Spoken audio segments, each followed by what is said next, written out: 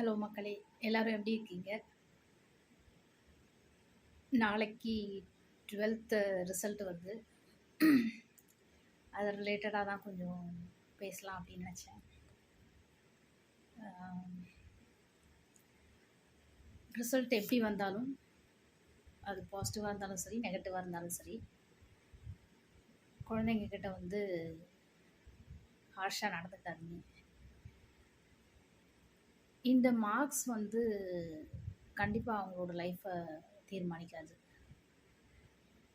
அது வந்து பெரியவங்களான உங்களுக்கு கண்டிப்பாக தெரியும். இருந்தாலும் வந்து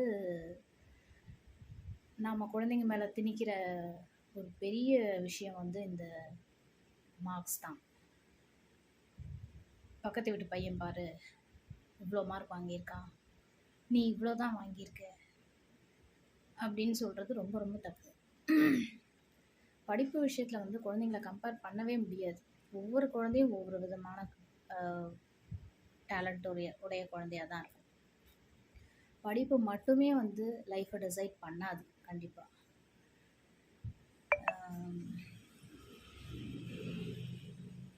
மெயினாக மார்க்ஸ். இது ஏன் நான் சொல்கிறேன் அப்படின்னா, ஹையஸ்ட்டு ஸ்கோர் பண்ணுற பையனாக இருப்பான், ஆனால் அவனுக்கு வந்து டெக்னிக்கல் ரிலேட்டடாக வந்து அவனோட நாலேஜ் வந்து கம்மியாக இருக்கும்.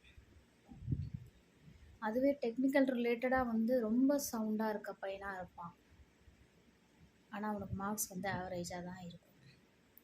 ஸோ எல்லா குழந்தையுமே வந்து ஒவ்வொரு குழந்தையும் ஒவ்வொரு டேலண்ட்டை உடைய குழந்தைகள் தான்.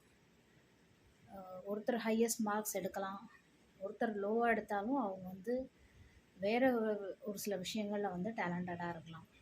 டெக்னிக்கல் ரிலேட்டடாக ஏதாவது ஒரு விஷயத்தில் அவங்க வந்து அந்த அதிகமாக மார்க்ஸ் வாங்குறவங்களோட பெட்டராக இருக்கலாம்.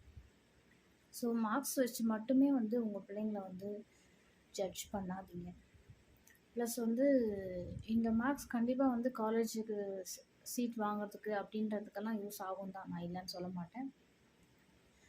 ஆனால் வந்து நம்ம ஒருவேளை கம்மியாக மார்க் எடுத்திருக்காங்கன்னா நாம் வந்து முடிஞ்ச அளவுக்கு அவங்கள என்கரேஜ் பண்ண பாருங்கள். பரவாயில்ல, நீ காலேஜ் என்ன ஜாயின் பண்ணணும்னு நினைக்கிறியோ சொல்லு, நம்ம எந்த காலேஜில் கிடைக்கும்னு பார்ப்போம்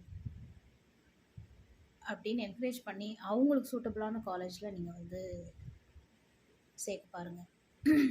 இதுக்கு முன்னால் ஒரு வீடியோவில் சொல்லியிருப்பேன் நான், ஒரு குரூப் சூஸ் பண்ணுறதுக்கு கூட நம்ம வந்து பிள்ளைங்கள வந்து உனக்கு என்ன படிக்க விருப்பம் அப்படின்னு நம்ம பேரண்ட்ஸ் வந்து கேட்க ரெடியாக இல்லை. அவன் குழந்தை, அவனுக்கு என்ன தெரியும் அப்படின்னு தான் நம்ம சொல்லிகிட்ருக்கோம் இப்போ வரைக்கும். அவங்க குழந்தைங்களே கிடையாதுங்க.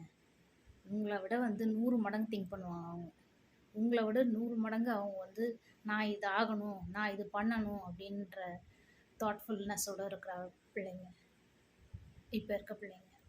இப்போன்னு இல்லை, ஜென்ரலாகவே வந்து 10th முடிச்சிட்டாங்க அப்படின்னாலே அவங்க வந்து ஒரு ஐடியாவுக்கு வர ஆரம்பிச்சிடுவாங்க, நம்ம அடுத்து இது பண்ணலாம். அவங்க மைண்டில் ஓடிட்டுருக்கோம். அவங்க எல்லாத்தையும் ஷேர் பண்ணணும்னு அவசியமே இல்லைங்க. எல்லா பேரண்ட்ஸுமே வந்து ஃப்ரெண்ட்லியாக இருக்கிறது கிடையாது, இல்லை பேசுறதுக்கு டைம் இருக்காது. ஒரு சில பிள்ளைங்களுக்கு பேரண்ட்ஸே இருக்க மாட்டாங்க கூட. ஸோ இதெல்லாம் நிறைய விஷயங்கள் இருக்குது. இதெல்லாம் தாண்டி தான் பிள்ளைங்க வந்து படிக்க போகிறாங்க, வராங்க. ப்ளஸ் இது அவங்களோட டீனேஜ். ஸோ ரொம்ப வந்து அவங்கள வந்து ஸ்ட்ரெஸ்ஸுக்கு உள்ளாக்காமல் இருக்க வேண்டியது நம்மளோட பொறுப்பு. இந்த மார்க்ஸ்னால் வந்து பிள்ளைங்க வந்து வேறு எதுவும் தவறான முடிவுகள் எடுக்கிறதுக்கு பெற்றோர் நாம் ஒரு காரணமாக இருந்துடக்கூடாது. கம்மியாக எடுத்திருக்காங்களா, சரி ஓகே, நம்ம பார்ப்போம், அடுத்து என்ன பண்ணலான்னு பார்க்கலாம், என்ன குரூப் சேர்க்கலான்னு பார்க்கலாம், எந்த காலேஜில் சீட் கிடைக்கும்னு பார்க்கலாம் அப்படின்ட்டு மோட்டிவேட் பண்ணுங்கள். மோட்டிவேட் பண்ணி நல்ல காலேஜாக பார்த்து சேருங்க. நிறைய காலேஜஸ் இருக்குது. இப்போல்லாம் வந்து எஜுகேஷன் கன்சல்டன்சிஸ்னே நிறைய இருக்குது. பிள்ளைங்க இந்த மாதிரி கொஞ்சம் கம்மியாக மார்க் எடுத்திருக்காங்க அப்படின்னும் போது அவங்க வந்து கன்சல்டன்சிஸ் வந்து நிறைய அட்வைஸ் கொடுக்குறாங்க. உனக்கு எதில் இன்ட்ரெஸ்ட் இருக்குது, அவங்க பேசுகிற அளவுக்குலாம் நம்மளால் பேசவே முடியாதுங்க. அவங்க வந்து அழகாக குழந்தைங்களுக்கு கவுன்சிலிங் கொடுக்குறாங்க. உனக்கு என்ன பிடிக்கும் சொல்லு அப்படின்னு கேட்டு. ஸோ நம்மளால் ஒரு வேளை ஹேண்டில் பண்ண முடியல நம்ம குழந்தைய அப்படின்னு தோணுச்சுன்னா, இந்த மாதிரி கன்சல்டன்சிஸை ரீச் பண்ணுங்கள். அவங்க வந்து நம்மளை விட பெட்டராக வந்து குழந்தைங்களுக்கு கவுன்சிலிங் கொடுக்குறாங்க. சரி, ஓகே, இந்த மார்க்ஸ் எடுத்திருக்கீங்க, இந்த சப்ஜெக்ட்ஸ் சேரலாம் அப்படிங்கிற மாதிரி அவங்களுக்கு இந்த சப்ஜெக்ட் சேர்ந்தினா அடுத்து இந்த மாதிரி ஜாப் போகலாம் அப்படிங்கிற மாதிரி சொல்கிறாங்க. ஸோ அது இன்னும் பெட்டராக இருக்கும். ஒரு சில பேரண்ட்ஸ்க்கே கூட தெரியாமல் இருக்க வாய்ப்பு இருக்குது. இது இந்த படிப்பு படித்தா என்னவா போகலாம், என்னவா ஆகலாம் அப்படிங்கிறதுல டவுட்ஸ் இருக்க வாய்ப்பு இருக்குது. நீங்களுமே கூட ரீச் பண்ணுங்கள், ரீச் பண்ணி பேசுங்க. இல்லை உங்கள் ஃப்ரெண்ட்ஸ்கிட்ட வந்து டிஸ்கஸ் பண்ணுங்கள். இந்த மார்க் எடுத்திருக்காங்க, யார்கிட்டையுமே குறைச்சி சொல்லாதீங்க. உங்கள் பிள்ளைங்க அவங்க, யார்கிட்டையுமே வந்து என்ன மார்க் எடுத்தாலுமே அவங்கள வந்து குறைச்சி பேசவே பேசாதீங்க. ஒவ்வொரு குழந்தையும் ஒவ்வொரு விதமான டேலண்ட்டில் இருக்கிற குழந்தைங்க தான்.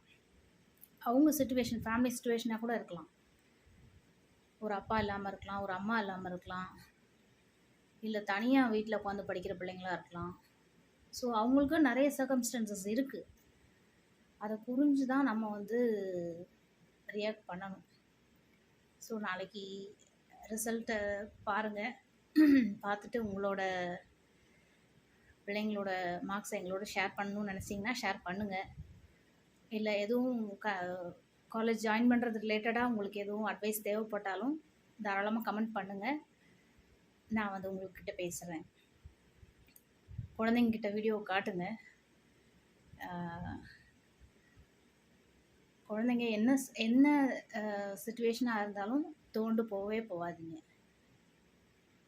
இதெல்லாம் ஒரு பெரிய விஷயமே கிடையாது. 12th மார்க்குன்றதெல்லாம் ஒரு பெரிய விஷயமே கிடையாது. இதை தாண்டி உங்களுக்கு நிறைய உங்களோட லைஃப் இருக்குது, இன்னுமே நிறையா. இப்போ தான் நீங்கள் என்ட்ரே ஆக போகிறீங்க. மெயினான விஷயத்துக்குள்ளேயே நீங்கள் இப்போ தான் என்ட்ரு ஆக போகிறீங்க.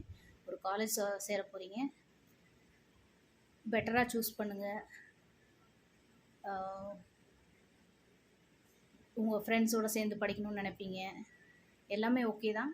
உங்களுக்கு எது நல்லா வரும் அப்படிங்கிறத ஒரு அனலைஸ் பண்ணிவிட்டு காலேஜஸ் சர்ச் பண்ணுங்கள். கண்டிப்பாக உங்களோட குழந்தைங்களுக்காக ஏதாவது அட்வைஸ் தேவைப்பட்டதுன்னா எனக்கு கமெண்ட் பண்ணுங்கள். நான் கண்டிப்பாக உங்கள் கூட பேசுகிறேன். ஆல் தி பெஸ்ட் தங்கங்களே. பாய்.